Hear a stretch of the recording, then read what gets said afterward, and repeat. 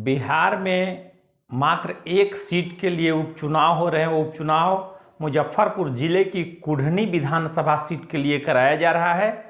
कुढ़नी में आगामी 5 दिसंबर को वोट डाले जाएंगे। इससे पहले अब चुनाव प्रचार ने रफ्तार पकड़ ली है।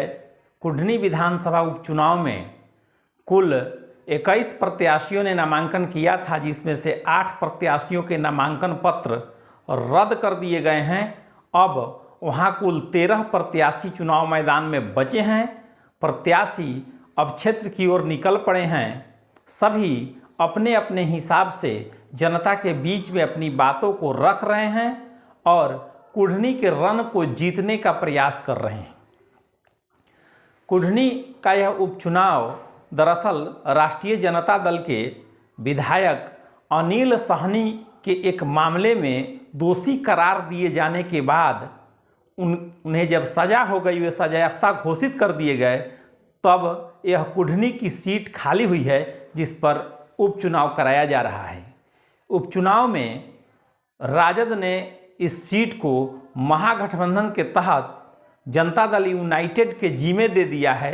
जदयू ने वहां से अपने पूर्व विधायक और पूर्व मंत्री मनोज कुशवाहा को प्रत्याशी बनाया है, तो भारतीय जनता पार्टी ने अपने पूर्व विधायक केदार गुप्ता को मैदान में उतारा है। वहीं बिहार के इन दोनों सियासी धड़ों की प्रबल विपक्षी पार्टी बनी आज के डेट में जो पार्टी है वो मुकेश सहनी की वीआईपी पार्टी है। मुकेश सहनी ने अपने उम्मीदवार को उतारकर इन दोनों का खेल खराब कर दिया है। इन दोनों के समीकरण में सेंधमारी कर दी है, जबकि ओवैसी साहब की पार्टी AIMIM ने भी कुढ़नी में अपना प्रत्याशी उतारा है। हम आपको बता दें कि पिछले दिनों जो गोपालगंज और मोकामा में उपचुनाव हुए थे, इन दोनों उपचुनाव में मुकेश सहनी की पार्टी ने महागठबंधन का समर्थन किया था। हालांकि मुकेश सहनी को महागठबंधन ने कोई भाव नहीं दिया, जिसका बदला लेने के लिए सहनी अब अपने दम पर अकेले कुढ़नी के उपचुनाव मैदान में कूद पड़े हैं। मुकेश सहनी की पार्टी ने 4 बार के विधायक रहे साधु शरण शाही के पौत्र नीलाभ कुमार को मैदान में उतारा है। नीलाभ साफ स्वच्छ छवि के जुआ चेहरे हैं, जिनकी एक अपनी अलग पहचान है। उनके दादाजी विधायक रहते हुए तकरीबन 80% अपनी संपत्ति उन्होंने गरीबों के बीच में बांट दी, दान कर दी थी। उनकी एक कुढ़नी की राजनीति में अलग पहचान रही है। इसका लाभ होता नीलाभ कुमार को दिख रहा है। हाल ही में गोपालगंज में जो उपचुनाव संपन्न हुए हैं, उसमें राजद के हार का कारण ओवैसी साहब की पार्टी के प्रत्याशी को ही बताया जा रहा है, क्योंकि ओवैसी साहब की पार्टी राजद के कोर वोटरों को अपनी ओर तोड़ रही है।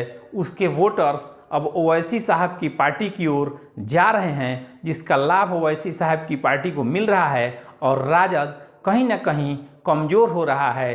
ठीक जो दाव ओवैसी साहब की पार्टी ने गोपालगंज में चला था, वही दाव फिर से AIMIM ने कुढ़नी उपचुनाव में चल दिया है। हालांकि भारतीय जनता पार्टी कुढ़नी के जंग को हर हाल में जीतना चाहती है।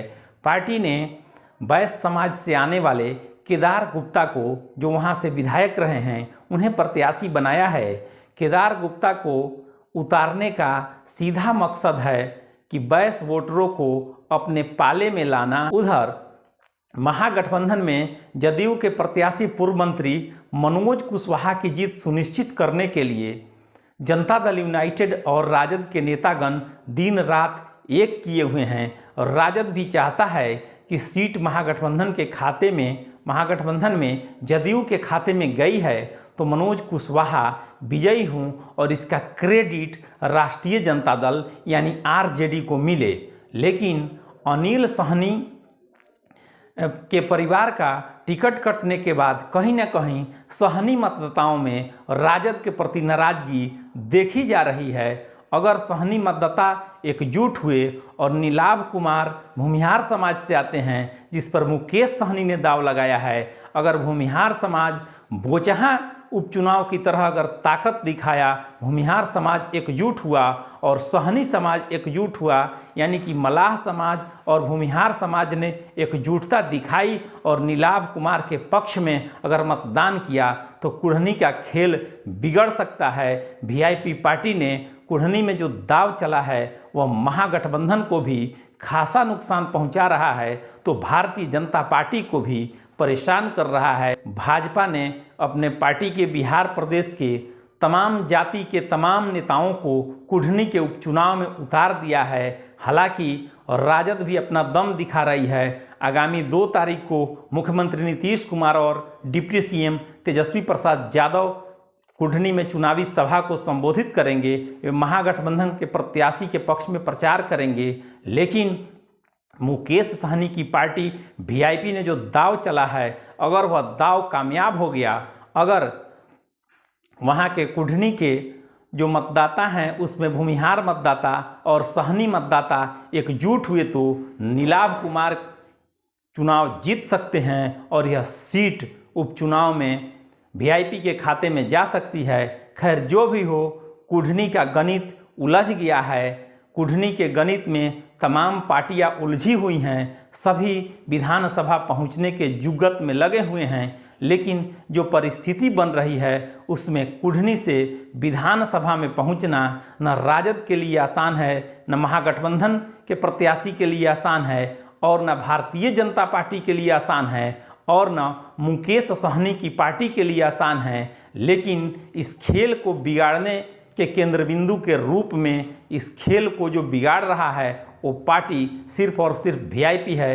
अब देखना यह है कि वीआईपी के कोर वोटर्स और नीलाभ कुमार जिस समाज से आते हैं उस समाज के लोग अगर नीलाभ कुमार के पक्ष में मतदान करते हैं, वीआईपी के पक्ष में मतदान करते हैं, नाव की सवारी करते हैं, तो खेल बिगड़ सकता है और तीसरे धड़े के जीतने की उम्मीद बढ़ जाएगी। इस प्रकार से नीलाभ कुमार चुनाव जीत सकते हैं। अगर कहीं स्वर्ण मतदाताओं में बिखराव हुआ, स्वर्ण मतों में बिखराव हुआ, स्वर्ण मतदाता अगर नीलाभ कुमार के पक्ष में नहीं हुए, वो भारतीय जनता पार्टी की ओर अगर अपना रुख कर देंगे तो भारतीय जनता पार्टी के प्रत्याशी केदार गुप्ता को इसका सीधा लाभ मिल सकता है। उधर अगर मुस्लिम मतदाताओं में कोई टूट नहीं हुई और यादवों की मुस्तैदी बनी रही और सहनी समाज का कुछ भी सपोर्ट अगर राजद प्रत्याशी को मिल गया तो यहाँ महागठबंधन के जदयू के प्रत्याशी जो चुनाव लड़ रहे हैं वो चुनाव जीत सकते हैं। खैर यह तो आने वाला वक्त बताएगा कि कुढ़नी का विधायक कौन होगा। आप बने रहें एचएम न्यूज के साथ, हम आपको यूं ही कई प्रकार के विश्लेषणों से समय समय पर अवगत कराते रहेंगे। आप सभी का बहुत बहुत धन्यवाद।